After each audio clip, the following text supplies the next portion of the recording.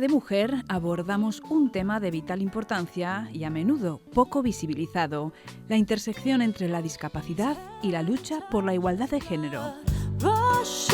En este programa especial exploraremos las experiencias, desafíos y triunfos de mujeres con discapacidad, quienes diariamente rompen barreras y nos enseñan lecciones de resiliencia, determinación y empoderamiento. Hoy en Palabra de Mujer contamos con dos mujeres cuyos testimonios no nos dejarán indiferentes. Arrancamos el programa con la entrevista a Pilar Gómez. Ella es periodista, académica e investigadora en temas de ciudadanía inclusiva. Pero si algo se ha propuesto Pilar es reivindicar el papel de la mujer con discapacidad en nuestra sociedad. La escuchamos.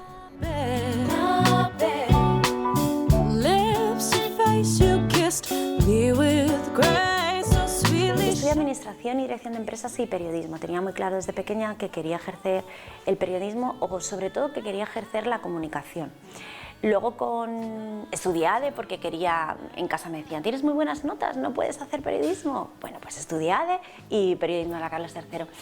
Y de ahí hice el salto a sociología. En principio quería enfocarme hacia sociología de la comunicación. Hice el doctorado en la UNED. A casi 2 años de entregar mi tesis, que era una tesis sobre medios de comunicación, en el que se hablaba de una comparativa del 11 de septiembre al 11 de marzo, el tratamiento en prensa, etcétera, etcétera, pues en mi departamento surge una investigación sobre violencia contra las mujeres con discapacidad. Y el director del departamento, el que era entonces director del departamento, me propone hacerla porque en aquel momento había muy poca información sobre la violencia contra las mujeres con discapacidad. Todavía se mantenía el mito, que aún hoy existe, de que las mujeres con discapacidad no son objeto de violencia. Y necesitaban a alguien que tuviera una trayectoria de entrevistas para poder hacer un cualitativo en el que hubiera una información de peso sobre esa realidad, en algo que tú llamabas a las asociaciones y te decían, no, en mi asociación no hay casos de violencia. Había que rascar un poco. Yo venía de la tele, de trabajar más de 15 años en antena, tenía experiencia en entrevistas y me cayó. Me cayó y fue lo mejor que me pasó. Me propusieron cambiar el tema de la tesis, ya te digo, a casi año y medio de entregarla, pero me pareció que esa necesidad de comunicar que yo había tenido desde pequeña y que había plasmado a través de mi trabajo previo en medios de comunicación, había encontrado una razón: dar voz a aquellos grupos más minoritarios que, por las razones que fueran, estaban más ocultos y tenían mucho que decir. A partir de ahí centré mis estudios en la situación de las mujeres con discapacidad y bueno, he seguido trabajando en ámbitos de la discapacidad. Actualmente dirijo el Centro de Atención a Universitarios con Discapacidad de la UNED, pero siempre, en todos los actos, en todos los cursos, en toda la formación, hay un espacio para las mujeres con discapacidad, porque siguen siendo invisibles y porque la sociedad mantiene una deuda pendiente con ellas.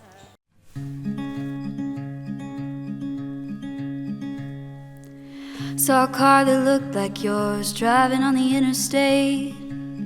Almost didn't notice different. Pues la verdad, yo creo que lo que hay detrás son testimonios reales de personas reales que confrontan una serie de barreras que cuando hablamos de barreras se nos pasa por la cabeza la escalera, la rampa, el bucle magnético, y sin embargo la barrera más importante de la que tienen que enfrentarse es al desconocimiento y al estigma, ese prejuicio que acompaña a las personas con discapacidad en general y que en el caso de las mujeres con discapacidad es más evidente.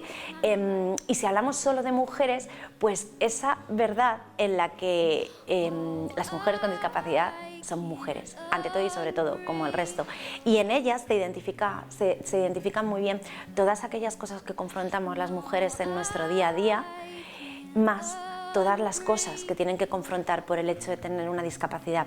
Esa discriminación interseccional en la que los factores discriminatorios se van uniendo, se van entrelazando y llegan a abarcar todos los ámbitos de su vida. Entonces me parece que hay demasiado talento, que tienen demasiado que contar y muy pocas oportunidades para hacerlo.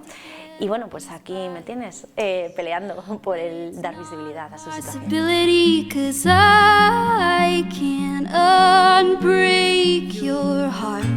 Quiero dar un punto de vista positivo. Cuando yo empecé mis estudios en el 2012, la situación de las mujeres con discapacidad era tremenda. tremenda porque eran las grandes olvidadas. Afortunadamente, gracias al trabajo que se hace desde el tercer sector, gracias al trabajo de las entidades y gracias también a que han tenido espacio dentro de ámbitos políticos, de ámbitos de las políticas, en las manifestaciones del 8 de marzo encontramos a mujeres que van en silla de ruedas, mujeres que van acompañadas de su bastón y mujeres cuyas discapacidades son más invisibles, pero que también forman parte de esas manifestaciones. Pero todavía hoy encontramos que la situación económica de las mujeres con discapacidad es mucho más precaria si la comparamos con la de los hombres con discapacidad o con la de las mujeres en general, que los trabajos que tienen son más precarios, con unos salarios menores, siempre con la idea de que lo único que pueden hacer es la limpieza, el tercer sector, el cuidado, todo lo que sea como más de mujer, pero de mujer en el estrato más bajo de lo que consideramos que tienen que hacer las mujeres. La tasa de estudios, por ejemplo, sigue siendo muy baja, 13 puntos de diferencia cuando hablamos de estudios superiores si lo comparamos con el resto de la población en general. Hace 30 años, en 1994, el PNUD, el Fondo de Población de Naciones Unidas, hizo un estudio y el analfabetismo era la tónica para el 99% de las mujeres con discapacidad en el mundo. 30 años más tarde, en España, la tasa de analfabetización de las mujeres con discapacidad es de un 2,8%, que dices, bueno, estamos hablando que hace 30 años la tasa mundial era el 1%, vale, pero es que si lo comparamos con las cifras normales es de un 0,5%, sigue teniendo una situación 5 veces peor. Cuando no tienes estudios, pues la dinámica se va cabalgando durante todo su contexto vital y llegamos al punto en el que la mujer está en espacios de tierra de nadie donde las oportunidades vitales van a estar muy limitadas. Pero podemos extrapolarlo a todo, La tasa de divorcios cuando hablamos de mujeres con discapacidad o de madres con hijos con discapacidad es mucho más alta. Si hablamos de la representación política o de la representación en ámbitos donde pueden tener voz, sigue siendo bajísima. Y ya si nos vamos a los medios de comunicación en el que las mujeres aparecen o como víctimas o como superheroínas en unos extremos en el que consiguen que la imagen y la autopercepción de ellas mismas sea gravemente lesiva y que en muchas ocasiones crezcan con la sensación desde pequeñas que no son lo suficiente, que no son mujeres como el resto o que no van a poder desarrollar una vida como cualquiera, las consecuencias son fatales para el grupo en general.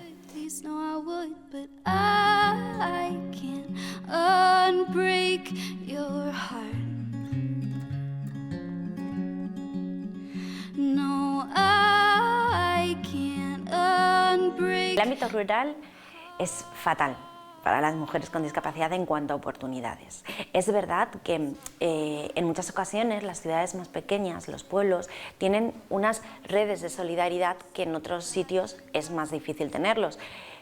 Pero esto también es un mito, no siempre es así y lo que se necesita es que se garantice que puedan participar de todos los espacios, que la accesibilidad esté puesta encima de la mesa y sobre todo que tengan acceso. No te voy a dar el dato ahora porque lo desconozco y entonces de lo que no sé no voy a hablar, pero en el 2015 había una consulta adaptada ginecológica en toda Andalucía para mujeres con discapacidad. Imagínate con la que vive en un pueblito pequeño, tiene que cogerse no sé cuántos autobuses que no son accesibles para llegar a una gran capital de provincia para poder coger un tren para poder llegar a la consulta accesible. Es decir, es maquillaje. ¿Nosotros tenemos consultas preparadas? Pues no, no tenemos consultas preparadas. Y todo eso también es coste.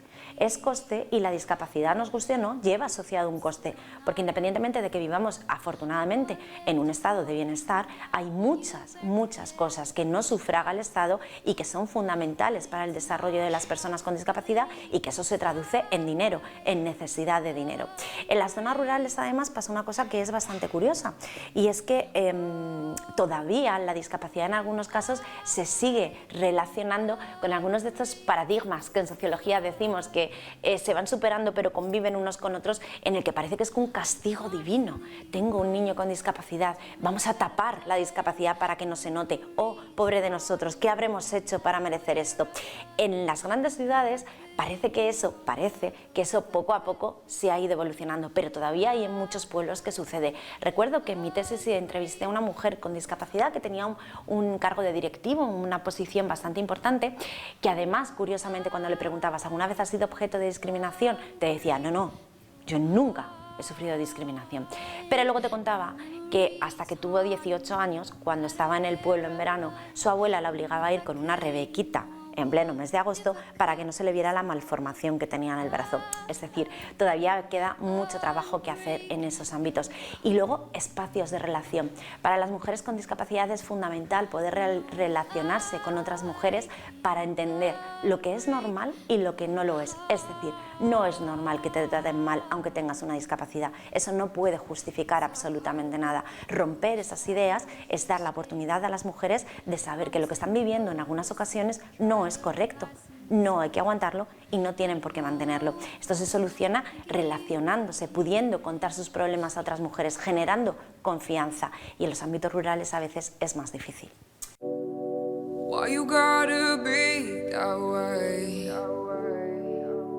Mucho, pues sí, se ha avanzado mucho, y las redes sociales tienen un papel muy importante en esto, porque ahora hay muchas tiktokers, influencers que dan su discurso diciendo: soy una mujer, tengo discapacidad, este es mi día a día, o me gusta maquillarme, o me gusta... Cosas que hasta ahora parecía que las mujeres no sentían como algo propio, por esa idea que decíamos antes de, bueno, a las mujeres con discapacidad se les niega la identidad como mujeres, se les ha negado históricamente esa identidad. Entonces ahora se ha avanzado mucho, pero queda mucho camino por hacer. Cuando te hablaba antes de las principales barreras, que las principales barreras eran los prejuicios los mantenemos nosotros. Si tenemos que quitar una escalera y poner un ascensor, eso implica dinero. Si queremos valorar el talento de las personas con discapacidad y entender que son personas como el resto y que tienen muchísimas capacidades más allá de lo que parece visible, o romper, que esto lo pongo mucho encima de la mesa porque es muy importante, los prejuicios a esas discapacidades más invisibles, lo que tenemos es que querer, sobre todo, formarnos, saber y entender las necesidades del de enfrente. Falta muchísima empatía en la sociedad.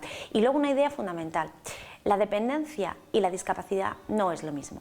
Hay personas que tienen discapacidad que son dependientes, otras no, pero la dependencia no se tiene que asumir, la discapacidad no se tiene que asumir a dependencia per se. Lo que sí que tenemos claro es que la sociedad está donde está porque existe una interdependencia. Todos, de alguna manera, necesitamos del de al lado para poder salir para adelante, en el ámbito que sea. Las personas con discapacidad son parte de la sociedad, necesitan esa interdependencia, pero no los hace más débiles, no los hace mano improductiva de producción, los hace personas que tienen una oportunidad y que sobre todo tienen mucho talento, que tenemos que dejar que salga a la luz. No nos podemos permitir como sociedad desperdiciar ese talento. Nosotros en Unidis intentamos hacer pedagogía con esto. Nuestros estudiantes con discapacidad son ante todo estudiantes. Nuestros estudiantes con discapacidad tienen mucho talento que si no les damos la oportunidad no van a poder explotar. Y la sociedad no se puede permitir perder el talento de las personas con discapacidad porque, nos guste o no, todos en algún momento de nuestra vida vamos a tener una discapacidad transitoria, un accidente, una operación, una enfermedad o a lo mejor definitiva. Las tasas de discapacidad sobrevenidas son cada vez más altas por una razón: los años que vivimos son más que antes. La edad lleva aparejada discapacidad. Y si no llegas, mal rollo, porque significa que no has vivido lo suficiente. Entonces, aunque solamente fuera por eso, deberíamos hacer ese ejercicio para contribuir a eliminar barreras que a lo mejor hoy no son para nosotros, pero mañana sí. Y luego hay una cuestión fundamental. Cuando hablamos de accesibilidad universal, hablamos de cosas que no son malas para la sociedad, que nos benefician a todos, que si no existen, dejan fuera del sistema a un número de personas que tienen derechos como ciudadanos de participar, pero que el hecho de que existan nos benefician. Te voy a poner la más simbólica, y mira que me da rabia hablar solamente de las discapacidades visibles, pero es lo que mejor se entiende. Cuando estamos en una acera, cuando los bordillos bajan, si la persona con discapacidad que va en silla de ruedas o en moto no tiene ese bordillo, no puede cruzar. Pero cuando tenemos un bebé, qué bien nos viene ese bordillo para cruzar con el carrito. Cuando llevamos el carro de la compra, qué bien nos viene el bordillo para no tener que dejarnos la espalda subiendo el carro de la compra bajando. Es decir, son beneficios para todos. Lo que pasa que es que si no los tenemos hay una parte que se queda fuera y es lo que no debemos permitir como sociedad por un tema de justicia social. Tenemos que trabajar en la equidad. I'm confused and neurotic, obsessed and bruised, and everything in between. My world split in half, one's for me, the other's for you. Afortunadamente desde hace algunos años, por ley se prohibieron en España, pese a que llevaban décadas la ONU diciendo que no se podían mantener las esterilizaciones forzosas y los abortos coercitivos. A mí me gusta mucho hablar de esto porque la ley te dice que no lo puedes hacer, pero luego hay muchos tipos de chantajes para que la mujer se esterilice. Pero el hecho de que no se puedan hacer judicialmente es importantísimo, porque fíjate, hasta hace 2 o 3 años, que es cuando se aprobó la ley, las mujeres para ser esterilizadas eran incapacitadas judicialmente. Y sucedía o sucede que cuando te incapacitan judicialmente no puedes firmar una denuncia, con lo cual tiene que firmarla tu tutor. Y eran bastantes los casos que me encontraba de testimonios de entidades que me decían, es que la persona que me maltrata a esta mujer es su hermano, que es su tutor. ¿Tú crees que el tutor va a poner una denuncia diciendo, que yo maltrato a mi hermana? ¿O es su madre? ¿Y sabes lo que le dijo que, a ver, no podíamos contar que tu hermano la pega porque la madre es la que era tutora, la que tenía que firmar? Tampoco es bastante vergüenza tenemos ya con lo tuyo como para que encima haya más vergüenza y se hable. A mí eso me pareció gravísimo cuando me enteré, porque estábamos negando, anulando como ciudadana a la persona. Afortunadamente eso ha avanzado, pero también tengo ejemplos de mujeres con discapacidad, con hijos, que han sido capaces de salir de una situación de violencia por parte de su pareja, han llegado a su casa y sus padres las han obligado a hacerse una ligadura de trompas porque a ver si encima va a tener que cargar con tus hijos. La mujer en concreto que tengo en la cabeza lloraba aun cuando me lo contaba y ya habían pasado 6 o 7 años porque decía, yo había tenido 2 hijos, siempre quise tener una niña, era una mujer joven y pensé, a lo mejor tengo derecho a una segunda oportunidad. En este caso fue especialmente flagrante porque cuando ella insistió en que la acompañara a casa y la madre me decía, mira, no sabéis lo que es tener una hija tontita, tú no sabes lo que es. Yo aquí cuidando a mis nietos mientras ella se va a trabajar. Entonces yo le dije, mi madre ahora mismo está con mi hija, mi hija estaba malita, tenía un constipado, digo, mi madre está con mi hija mientras yo estoy trabajando, yo no tengo una discapacidad, forma parte del compromiso y de la solidaridad intergeneracional para hacer posible la conciliación. Qué admirable tu hija que está preparándose una oposición, trabajando por las tardes, sacando sola a 2 hijos, después de ser capaz de salir de una situación de violencia. No entiendo muy bien cuál es tu queja. Como estas hay muchísimas situaciones, muchísimas. Estas a lo mejor son las más graves porque al final afectan a esa parte que va como más unida al hecho de ser mujer en este imaginario social que es la maternidad. Entonces ya negarles directamente el derecho a ser madres y las consecuencias de ello, pues es grave porque las deja un poco como en tierra de nadie. Si no vales para lo que hacen las demás mujeres, entonces no eres mujer. Es una cuestión que está encima de la mesa y que requiere una revisión. Pero luego hay muchísimas, desde mujeres que han sacado una oposición para prepararse para acceder a un puesto público, han sacado una nota estupenda y en el momento de firmar la plaza les han dicho, ay no, porque el certificado de idoneidad no lo puedes tener porque tienes una discapacidad, y denunciarlo, pelearlo y ganarlo, pero tardar tiempo en ganarlo, necesitar recursos económicos en ganarlo. Y pongo encima de la mesa la variable tiempo. Esta mujer en concreto pudo ejercer pocos años, porque el deterioro de su discapacidad llegó un momento que no la permitió poder continuar, y el tiempo en el que podría haber desarrollado plenamente su vida laboral estuvo parado en tribunales porque alguien decidió que como tenía una discapacidad no era idónea para ejercer su puesto de trabajo. Luego lo ejerció y lo ejerció muy bien y fue un ejemplo. Fue un ejemplo porque trabajaba con niños, y qué mejor bagaje para un niño que aprender que tu profe es distinta y no pasa nada. Y es maravillosa.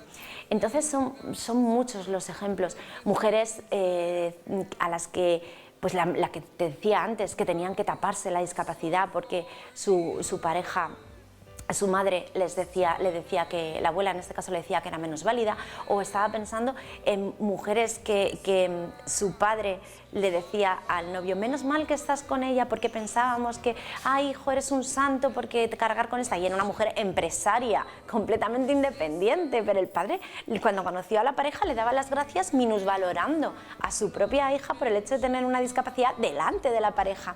Claro, son situaciones que al final te van calando y te llegan. Control, lost my mind, but I'll be fine. Turn it off, break it down. La ciudadanía no es consciente y los datos no lo ponen encima de la mesa porque todavía no hay estadísticas buenas que lo contemplan. Los estudios estos, las estadísticas que todos los meses se mandan, no contemplan la variable discapacidad, la de muertes. Tú no sabes, se habla de muertes de mujeres con discapacidad, pero tú no sabes el número de agresiones que son objeto mujeres con discapacidad en esas estadísticas. Ahora en las macroencuestas sí que se refleja, pero tampoco podemos hacer una evaluación con respecto a años anteriores porque, primero, la forma de tener en cuenta esas encuestas son distintas, con lo cual hacer una comparativa es complejo, pero es que la primera macroencuesta que habla de violencia es la del 2015. La anterior cita, pero de una manera como muy vaga, con una muestra muy pequeña, muy reducida. La última macroencuesta también es una muestra muy reducida y sabemos, aunque uno de estos documentos en su momento ponía la muestra es muy pequeña porque todo el mundo sabe que las mujeres con discapacidad no tienen pareja, perdona, primer bulo mantenido en un documento oficial, pero bueno, no tenemos esos datos, o sea, se necesitan esos datos, pero es que además todavía existe en la mente eso que avalaba que el documento pusiera. Se sigue pensando que las mujeres con discapacidad son personas muy buenas, muy bondadosas. ¿Quién las va a hacer daño? Esto es malísimo. La familia que tiene una hija con discapacidad tiene que entender desde el principio que va a tener relaciones, que va a compartir su vida y que tiene que estar prevenida que no todo el mundo la trata bien. Es gravísimo porque cuando tú piensas quién va a hacer daño a mi niña no le das herramientas para defenderse y la violencia se confronta. Luego también hablamos de violencia de qué tipo, porque la violencia a la que se enfrentan las mujeres con discapacidad es muy variada. Si hablamos solo de las de pareja, sucede algo espantoso y es que cuando la discapacidad es sobrevenida, el incremento de violencia hacia la mujer es muy alto, ya no solamente por la pareja, sino en muchas ocasiones por los hijos, que asumen discursos como ya no eres una mujer como el resto, ya no eres mi madre, ya no eres mi madre porque aunque yo tengo 17 años ya no me haces la cama como antes en la misma velocidad y puedes asumir todos los roles que por patriarcado se supone que tienes que asumir tú. Ojo, que también hay que ver las razones, pero esa violencia se hace extensible al resto de los miembros de la familia. Pero luego hay una cosa fundamental. En las chicas más jóvenes con discapacidad, en las niñas con discapacidad, la violencia es muy alta y es dentro de la familia. La niña con discapacidad no va por la calle y abusan de ella, se abusan en entornos de proximidad. Eso tiene que salir a la luz, porque la única forma de protegerlas es evidenciando ese tipo de situaciones y haciendo que existan unos protocolos que garanticen que esas situaciones no van a suceder, porque de lo contrario están completamente desprovistas. Vuelvo al tema de las incapacitaciones. Cuando se incapacitaba una mujer que era gran dependiente, que estaba postrada en una cama, ¿era para protegerla a ella o para proteger al abusador y que no pudiera quedarse embarazada y dejar rastro? Es decir, el cuerpo de la mujer con discapacidad se ha considerado como algo sin alma durante mucho tiempo. Esa idea hay que romperla. El empoderamiento, estas chicas jóvenes que hablan y que ponen su vida como ejemplo de lo que es la mujer con discapacidad es fundamental para romper estas dinámicas dentro de la sociedad, pero también desde las instituciones tienen que ser conscientes de este tipo de violencia para buscar formas de atajarla, porque es que deja desprotegidas a muchas mujeres, a muchas, y además las dejan desprotegidas y ocultas. Y ojo con los titulares de los medios de comunicación. La agresión a la mujer con discapacidad o incluso discapacitada, vamos a intentar evitar el término, que eso discapacita al todo. Mujer con discapacidad, parece que casi que estás justificando la agresión porque tuviera una discapacidad. Ojo también con eso, que es muy peligroso.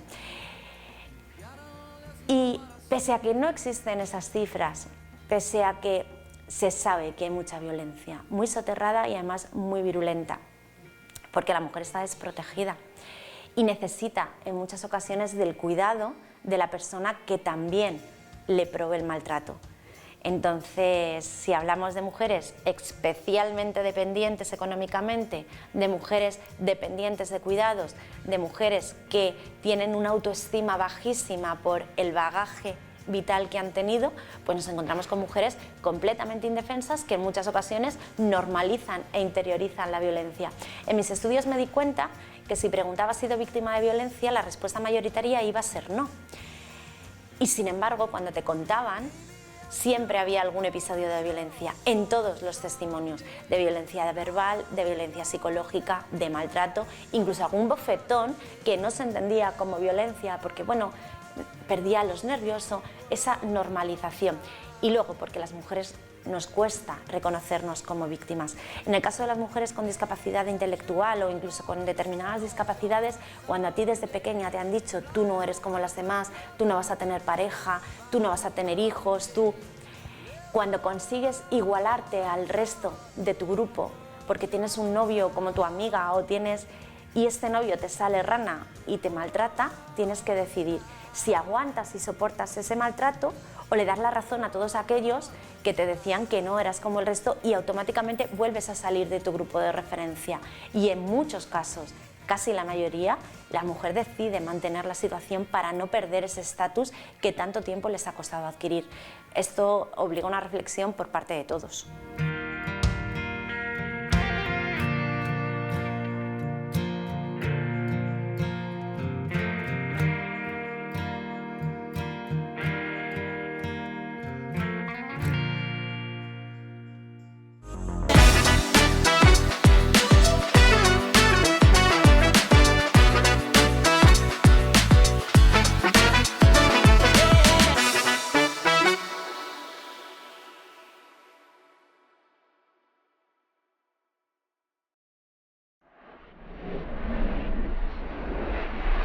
Gobierno de La Rioja.